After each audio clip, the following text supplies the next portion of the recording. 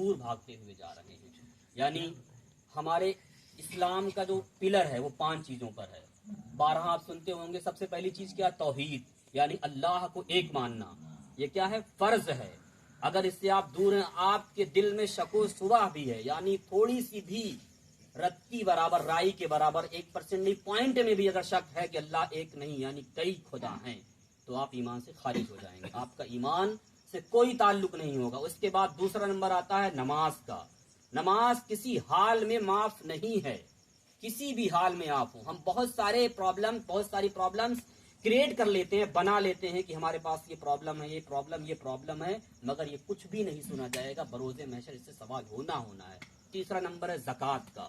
زکوٰۃ بھی فرض ہے. جو مالک نصاب ہے اس پر زکوٰۃ فرض ہے. مالک نصاب کسے کہتے ہیں؟ جو اس دور میں، ابھی جس دور میں ہم ہیں، 1.5 لاکھ سے زیادہ جس کے پاس رقم ہے، رقم ہی نہیں یعنی زیورات کی رقم اگر ہے، اس کو سب ملا کر کے اگر 1.5 لاکھ پلس ہے تو آپ مالک نصاب، آپ کو زکوٰۃ دینا فرض ہے. اور اس سے اگر آپ غافل ہیں تو وہ جو تمام آپ کے پاس مال غنیمت ہے، بروز محشر قبر میں وہ سب آپ کے لیے عذاب کا سبب بنے گا. قرآن کی ایسی آیتیں آئی ہیں، ایسی وعیدیں آئی ہیں اس کے تعلق سے کہ جو بخیل ہوتا ہے، یعنی جو اپنے مال سے زکوٰۃ نہیں نکالتا ہے، اپنے بھائی کا خیال، کل مومن اخوہ، ہر مومن بھائی ہے. اللہ فرماتا ہے وَأَنْتُمْ تَعْلَوْنَ إِن كُنْتُم مُؤْمِنِينَ، بے شک ہی کامیاب ہوگی اگر مومن ہو. اور اللہ فرماتا ہے کل مومن اخوہ، ہر مومن بھائی ہے. تو اگر ایک مومن کا حق مار رہا ہے، حق کیسے مار رہا ہے؟ اللہ تبارک و تعالیٰ نے آپ کو مال دیا، آپ کو دولت دی، اور آپ تب بھی اپنے بھائی کو زکوٰۃ نہیں دے رہے ہیں، جو غریب ہیں، جو مالک نصاب نہیں ہے، جن کے حالات نہیں صحیح ہیں، تو بروز محشر یہ سارے مال آپ کے عذاب کا سبب بن جائیں گے. اس کے بعد زکوٰۃ کے بعد ہے حج. حج کے بھی بہت سارے کنڈیشنز ہیں. اس کے بعد آپ کے پاس اگر حج بھی واجب ہو گیا، فرض ہو گیا، تو حج بھی کرنا فرض ہے. اس کے بعد تمام چیزیں آتی ہیں، چاہے وہ عید کی فاتحہ ہو، چاہے عید کی نماز ہو، چاہے جو ہے جمعے کی نماز ہو. یہ دیگر جتنی چیزیں ہیں یہ ثانوی درجہ رکھتی ہیں. اس کے بعد چاہے وہ عید کا دن ہو، چاہے بقرعید کی قربانی ہو، چاہے عقیقہ ہو، چاہے شادی، جتنی بھی رسومات ہیں وہ سب ثانوی درجہ رکھتی ہیں ان 5 کے بعد.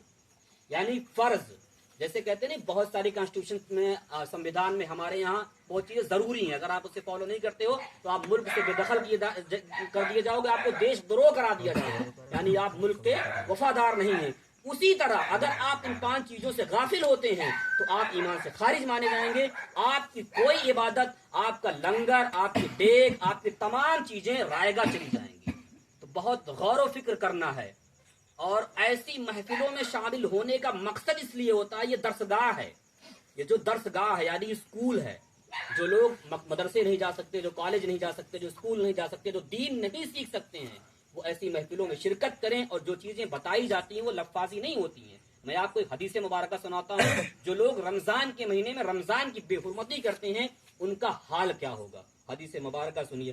اللہ کے رسول صلی اللہ علیہ وسلم نے ارشاد فرمایا، میری امت جب تک رمضان کی عظمت پر برقرار رکھے، یعنی جب تک رمضان کی عظمت یعنی اس کی حرمت یعنی اس کی عزت برقرار رکھے، وہ ذلیل نہ ہوگی. ایک صحابی رسول کھڑے ہو گئے مسجد نبی. اللہ کے رسول صلی اللہ علیہ وسلم سے ارشاد فرمایا، ان کی ذلت کیا ہے؟ اے اللہ کے رسول، آپ ارشاد فرماتے ہیں یہ ذلت کیا ہے، کیسی ذلت ہوگی جو لوگ رمضان کی عظمت برقرار نہیں رکھیں گے. اللہ کے رسول صلی اللہ علیہ وسلم نے ارشاد فرمایا، کسی شخص نے رمضان میں حرام کا ارتکاب کیا، یعنی کوئی حرام کام کیا رمضان میں. گناہ کبیرہ چھوڑ دیجیے، حرام کام. حرام میں بہت ساری چیزیں آتی ہیں جو ہم دن بھر کرتے رہتے ہیں. کسی کی غیبت کرنا، کسی کی برائی کرنا، کسی کا مال کھانا، یہ سب چیزیں حرام میں شامل ہوتی ہیں. اب دیکھیے آگے کیا، حرام کا ارتکاب کیا یا برا عمل کیا، شراب پی یا زنا کا ارتکاب کیا، یعنی شراب پیا یا زنا کا ارتکاب کیا، اس سے رمضان المبارک قبول نہ ہوگا. پھر آگے ہے اور آئندہ رمضان تک پورے سال، یعنی اس رمضان سے دوسرے رمضان تک پورے سال فرشتے اور آسمان والے اس پر لعنت بھیجتے ہیں. اللہ کے تمام فرشتے اس شخص پر لعنت بھیجتے ہیں جو لوگ ماہ رمضان کی بے حرمتی کرتے ہیں، حرام کام کرتے ہیں، رمضان میں زنا کرتے ہیں، شراب پیتے ہیں، اور جو چوراہے پہ بیٹھ کر کے بظاہر پبلک پلیس میں بیٹھ کر کھانا کھاتے ہیں اور بغیر عذر روزہ چھوڑتے ہیں. روزہ کیا ہے؟ فرض ہے. فرض ایک ایسی عبادت ہوتی ہے اس کے بغیر آپ لاکھ لنگر لٹا دیجئے، 50 ڈیک نہیں، پوری دولت لٹا دیجئے آپ لنگر کے نام پہ، کسی ولی کے نام پہ، کسی بزرگ کے نام سے، کوئی عبادت قابل قبول نہیں ہے. آپ روز افطاری کریے، کوئی مطلب نہیں ہے اس کا. پہلے کیا ہے فرض، فرض کے بعد کیا آتا ہے سنت موقدہ، اس کے بعد آتا ہے نفل، اس کے آتا ہے مستحبات. ہم زیادہ تر وہ عبادتیں کرنے پہ مسرور ہوتے ہیں جو مستحبات میں داخل ہے، جس کے کرنے سے ثواب تو ملے گا مگر نہ کرنے سے گناہ نہیں ہے. اگر آپ وہ نہیں کرتے تو گناہ نہیں ہے، مگر ہم اسے کرتے ہیں فرض سمجھ کر وہ چھوڑ دیتے ہیں جو ضروری ہے، جو امپورٹنٹ ہے، یعنی بہت ضروری ہے. آگے فرماتا اللہ اور آئندہ رمضان تک پورے سال فرشتے اور آسمان والے اس پر لعنت بھیجتے ہیں، اور اگر وہ آئندہ رمضان سے پہلے مر جائے، یعنی اس رمضان میں حرام کام کیا اور اس رمضان سے پہلے وہ مر جائے، تو اللہ کے ہاں اس کی کوئی نیکی نہ ہوگی، یعنی اس کے تمام جو اعمال اچھے بھی ہوگی بھی رائگاں کر دیے جائیں گے. یعنی وہ ان قریب کفر کے حالت میں مرے گا، اور جو کفر کے حالت میں مرے گا اس کی کوئی بخشش نہیں ہے، کوئی شفاعت نہیں ہے. وہ سنی ہو کر مرے، وہ پوری سلطنت لٹا کر مرے، کسی کام کی نہیں ہے. آپ کو ایک واقعہ بتاؤں ہارون رشید کا. ہارون رشید ایک بہت بڑا بادشاہ ہوا ہسٹری میں، اس کی بہت بڑی سلطنت تھی. اس کی بیوی تھی زبیدہ.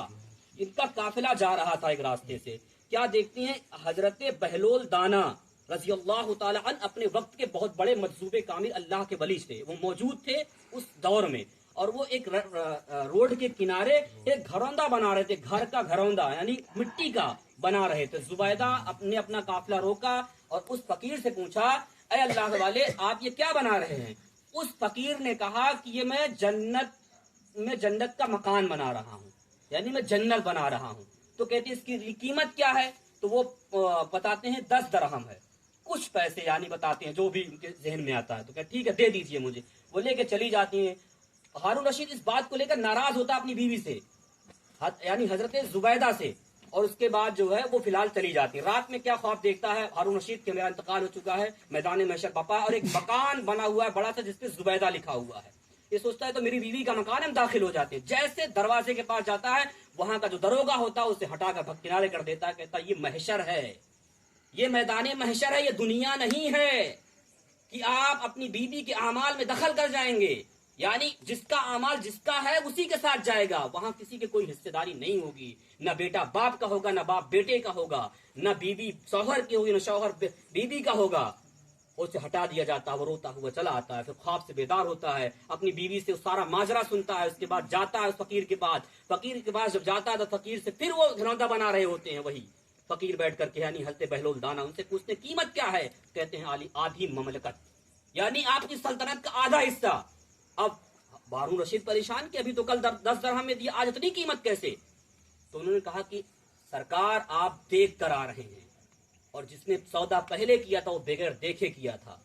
یعنی اگر آپ کسی دیکھیں، 2 چیز ہوتی ہے اس اسلام میں، 2 چیز ہے، ایک ہے فیتھ، ایک ہے یقین.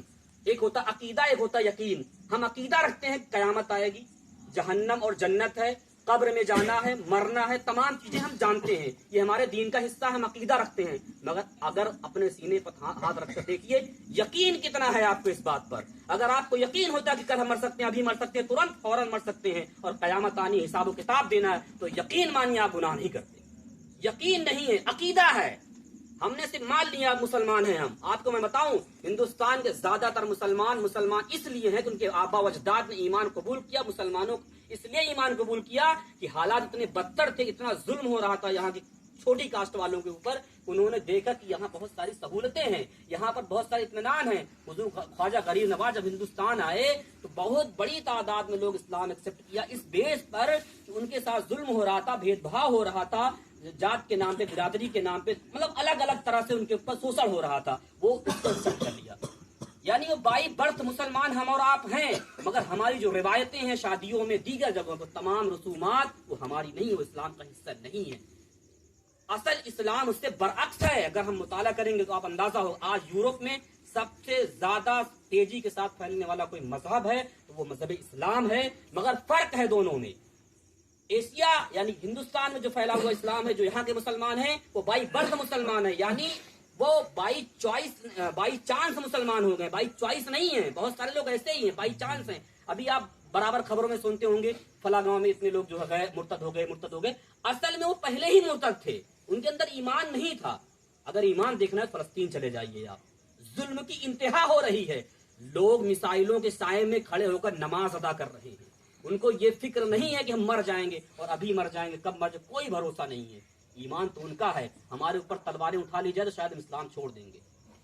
یورپ میں اس لیے اسلام پھیل رہا ہے کہ وہ قرآن پڑھ رہے ہیں, وہ اسلام پڑھ رہے ہیں, اسلام کی ہسٹری پڑھ رہے ہیں, اس کا مطالعہ کر رہے ہیں, تو انہیں اندازہ ہو رہا ہے کہ اسلام میں سکون کتنا ہے, اسلام میں فلیکسیبلٹی کتنی ہے. ابھی 3 دن پہلے ایک بندہ مسلمان ہوا, ریسرچ اسکالر آکسفورڈ یونیورسٹی کا, اس نے جواز پیش کیا اسلام قبول کرنے کا کہ میں نے اسلام اس لیے قبول کیا, میں 3 سال سے فلسطین اور اسرائیل کی ہسٹری کو لے کر ریسرچ کر رہا ہوں. جب میں نے مطالعہ کیا تو مجھے اندازہ ہوا اسلام کیا چیز ہے, اسلام کی حقانیت سے واقف ہے, اس لیے میں اسلام قبول کر رہا ہوں.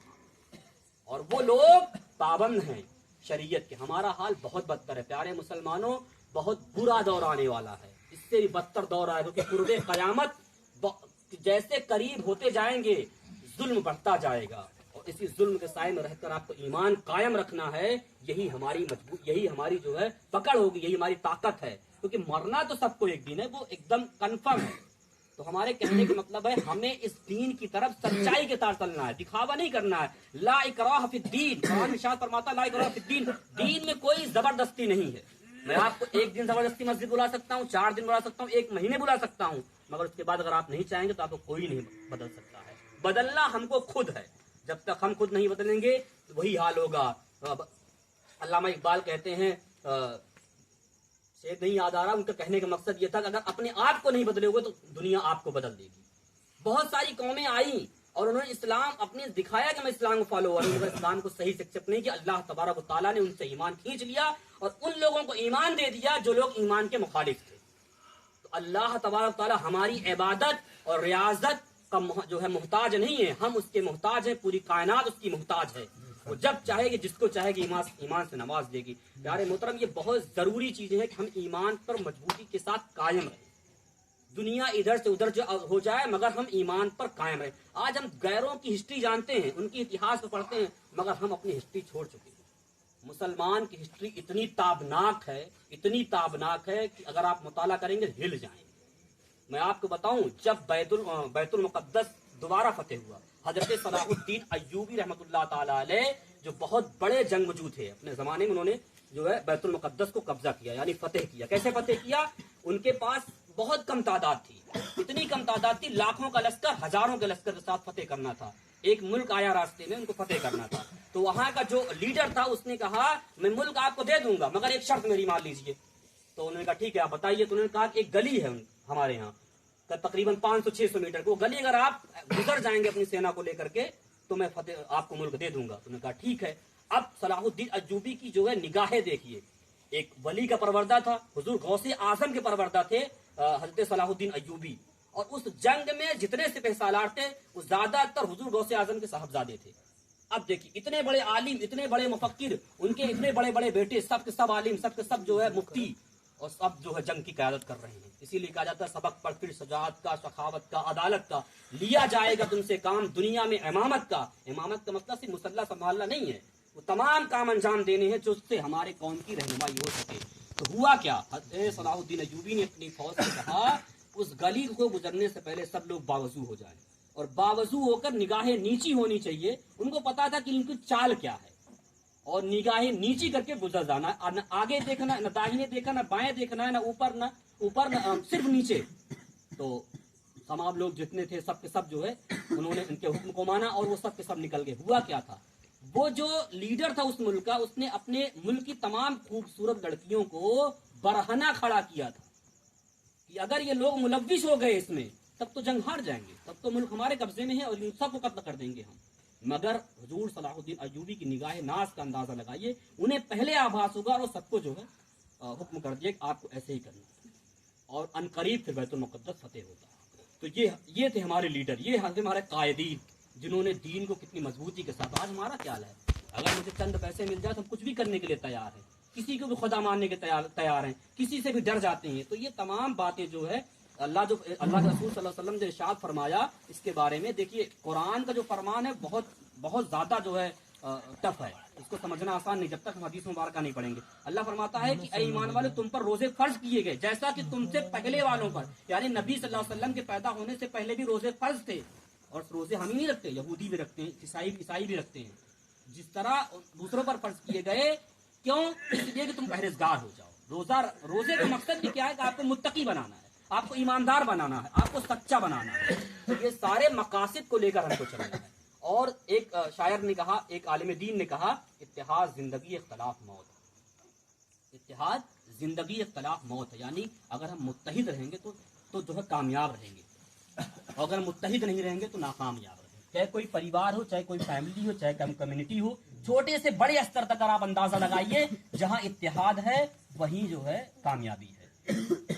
मुत्तहिद हो तो कहलाओगे मोमिनो गाजी, मुत्तहिद हो तो कहलाओगे मोमिनो गाजी, मुंतशिर होगे तो किस्तों में सफा जाओगे, मुंतशिर होकर बटोगे तो किस्तों में मारे जाओगे। आज उनको, कल उनको, कल उनको, कल उनको, यही हाल पूरी दुनिया का आप मुहासबा कर लीजिए। जितने ममालिक हैं वो सबकी अपनी अलग अलग आइडियोलॉजी है, सबका अपना अपना फेथ है, सबके अपने अपने अपने जो है नजरियात हैं, इसलिए सब बटे हुए हैं और सब कहते हैं हम मुसलमान हैं। 57 ममालिक हैं, मगर हो क्या रहा है? कहीं कुछ भी नहीं हो रहा है। सब हवस के गुलाम हैं, सब अपनी ख्वाहिशात के गुलाम हैं, उसमें मुलव्विश हैं, इसलिए वो तबाह बर्बाद हैं। और जो लोग सरबलंद हैं वो मर कर भी जो है सरबलंद हैं। फलस्तीन के मुसलमान आज सरबलंद है, पूरी दुनिया उनकी तरफ देख रही है। आप अंदाजा लगाइए, ऑक्सफोर्ड और कैम्ब्रिज जैसी यूनिवर्सिटी पर फलस्तीन के बच्चों पर, वहां की जो है तहजीब पर रिसर्च किया जा रहा है। कितना पुख्ता ईमान है इनका, इतने में तो लोग फिर जाते हैं। अगर इजराइल पे शायद इतना बम गिरा, अभी अमेरिका के डेटा बताऊं, आज अमेरिका ने कहा है, डोनाल्ड ट्रंप का बयान है कि हमने ईरान से जंग करके बहुत बड़ी गलती कर दी, मुझे अंदाजा नहीं था कि ईरान इतना देर तक जंग कर सकता है, उसकी ताकत का अंदाजा नहीं था। तो आप अंदाजा लगाए, जो अपने आप को ब्यूटो कर रही है, हम ब्यूटो पावर हैं, यानी हमारे पास बहुत बड़ी शक्ति है, हम किसी भी को खत्म कर सकते हैं, उसने भी ईमान के आगे मत्था टेक दिया।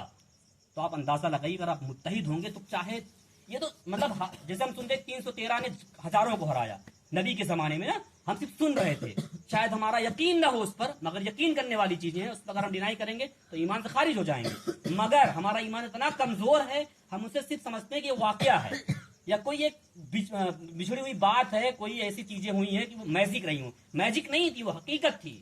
अल्लाह के रसूल सल्लल्लाहु अलैहि वसल्लम ने जंगें लड़ी हैं, और इस दौर में आप देख लीजिए जालिम किस तरह जो है तबाह बर्बाद होते, किस तरह उनको लोग उनके खिलाफ बद्दुआएं करते हैं। आप देख लीजिए, इमाम हुसैन रजी अल्लाह ताला अन्हु ने बज़ाहिर तो करबला के मैदान में शहादत दी, लोगों को लगा कि इमाम हुसैन शहीद हो गए, कामयाब नहीं हुए, मगर प्यारे मोहतरम कामयाबी इसे ही कहते हैं कि मकसद में जिसको कामयाबी मिल जाए वही कामयाब माना जाता है। जैसे मसलन कोई हमारी बहन या हमारे घर को लूट रहा हो, हम बज़ाहिर तो लुट जाएं यानी कट जाएं, शहीद हो जाएं, मगर मेरा घर बच जाए तो यही माना जाए कि हम फतेह हैं। तो करबला के मैदान में कुनबा तो शहीद हो गया, मगर दीन बचा रहा। जब दीन बचा रहा तो कामयाब इमाम हुसैन हुए। और आज पूरी दुनिया में यजीद का कोई नाम लेवा नहीं है, मगर इमाम हुसैन का नाम लेवा पूरी दुनिया इमाम हुसैन को जानती है, चाहे वो हम हो चाहे गैर हो। मिसालें देते हैं लोग। इसीलिए गांधी ने कहा था, गांधी से जब किसी ने पूछा एज अ आइडियल, आजादी के बाद गांधी से पूछा गया एज अ आइडियल आप किसको पेश करना चाहते हैं पूरी दुनिया में, जिसको आइडियल बनाकर जो है सल्तनत की जा सके, यानी हुकूमत की जा सके। तो गांधी ने कहा था, मुझे शर्म आती है अपने मजहब पर कि हमारे यहाँ कोई आइडियल नहीं है, जितनी भी कहानियां सब काल्पनिक है।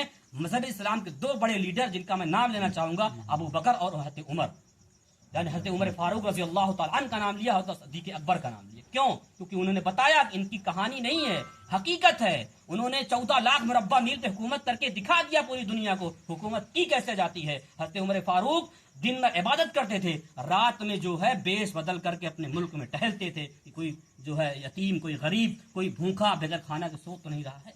आज हमारा हाल क्या है? आज जो मालदार हैं वो गसब करके बैठे हुए हैं, वो समझते हैं जो कुछ हमें है वो हमारा ही है, और अनकरीब जब फना हो जाते हैं। और एक वाक्य बता के मैं खत्म करता हूं अपनी बात को। सिकंदर दुनिया का सबसे बड़ा फातेह माना जाने वाला बंदा, जब इसका वक्त करीब आया, जहर से मरा था ये, और इसके पास दुनिया का सबसे बड़ा फिलासफर अरस्तु बैठा हुआ था। जब जो है अरस्तु बैठा हुआ था, सिकंदर का उस्ताद था अरस्तु। अरस्तु अपने जमाने का सबसे बड़ा फिलासफर, सबसे बड़ा जो है हकीम पूरी दुनिया का, उसका शागिर्द जो है सिकंदर आजम बैठा हुआ है, जहर اس کو زہر کا جو ہے لگ چکا تھا، یعنی اس کی موت قریب تھی. اس نے اپنے استاد سے کہا ارسطو سن لو، جب میں مر جاؤں تو میری کفن کے جو ہے دونوں حصے پھاڑ دینا، میرے ہاتھ لٹکا دینا اور میری لاش کو پورے علاقے میں گھمانا. تو اس سے پوچھا کہ آپ اتنے بڑے بادشاہ ایسی مطلب اس چیز کو بیان کرنے سے کیا فائدہ؟ کہا دنیا دیکھے کہ اتنا بڑا فاتح جب جا رہا ہے تو اس کے ہاتھ میں کچھ بھی نہیں، سب کچھ خالی ہے، کچھ نہیں. مقصد یہ حقیقت ہے، یہ میں بیان کر رہا ہوں، یہ کسی انگریز رائٹر کی لکھی ہوئی باتیں ہیں. کہ آپ انداز جو لوگ ابھی بتاؤں بہت بڑی بحث چھڑی ہوئی ہے، آپ نے سوشل میڈیا پہ دیکھا ہوگا، خدا ہے یا نہیں ہے، ڈز گاڈ ایگزسٹ. مگر آپ کو بتاؤں میں نے 4-5 لوگوں کو پڑھا، بڑے بڑے فلاسفر جو ایتھیسٹ ہیں، یعنی اپنے آپ کو ناستک کہتے ہیں، انہوں نے اپنے کتابوں میں لکھا کہ ترک کے بیس پہ یعنی لاجک کے بیس پہ نہ کوئی ثابت کر پایا، نہ یہ ثابت کر پایا خدا ہے، نہ ثابت یہ کر پایا خدا نہیں ہے. مگر خدا مان لینے میں عافیت ہے، یعنی بھلائی ہے، یعنی گاڈ کو مان لینا، ایشور کو مان لینا، اس میں بھلائی اس بیس پہ کہ اگر بائی دبے. دیکھیں لاجک، دیکھیے یہ لوگ ایتھیسٹ ہیں، ناستک، ہم تو خدا کو ماننے والے ہیں بحمدہ تعالی، مگر کہہ رہے اگر خدا ہوا تو ہم گھاٹے میں ہو جائیں گے، اور اگر خدا ہوا اور ہمارے خدا ہے، نہیں بھی ہوا تو نقصان کیا ہے؟ تو مان لینے میں زیادہ بھلائی ہے نہ ماننے سے بہتر. اس لیے ہم کو اس چیز کی خوشی ظاہر کرنا چاہیے کہ ہم اللہ تبارک و تعالیٰ کے پیروکار ہیں. اللہ رسول صلی اللہ علیہ وسلم نے دین ہم تک پہنچایا، یہ اس کا بہت بڑا احسان ہے. ماہ رمضان کی عبادتیں، ریاضتیں پوری دنیا جو ہے اس کا مقابلہ نہیں کر سکتی، اس مہینے کا مقابلہ نہیں کر سکتی. جتنا ہو سکتے سب کو